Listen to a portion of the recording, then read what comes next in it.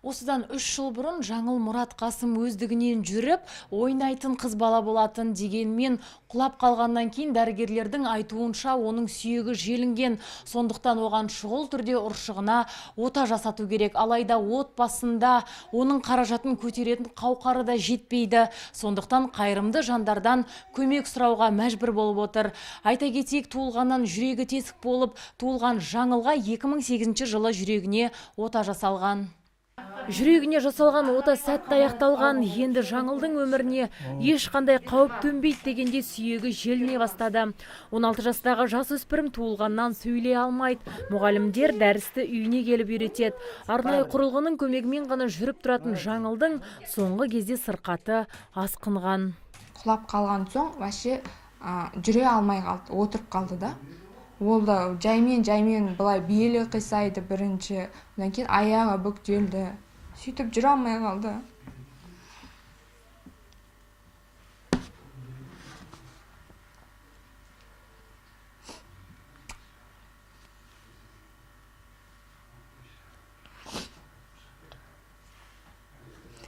Содан соң енді қазір бұған ұшығы желінген деп жатыр.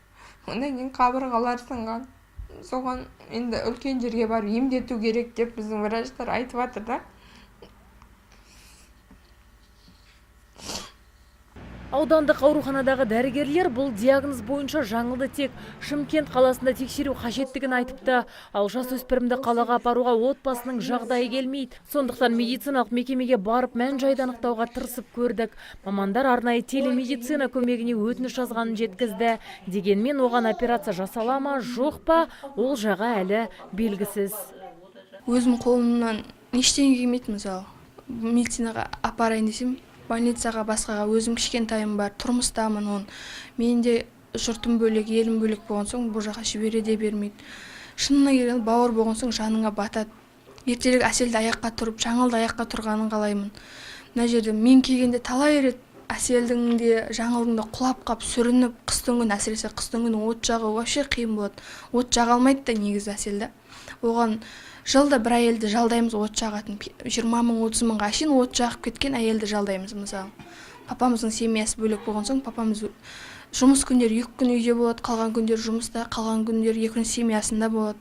Мүмкіндігі шектеулі Мұрат Қасымовтардың мәселесіне жауаптылардың қандай шешім қабылдайтыны ТВК арнасының жіті бақылауында болады. Ал ағайынды қыздарға көмек берем деушілер экранда көрсетілген нөмірге хабарласа алады.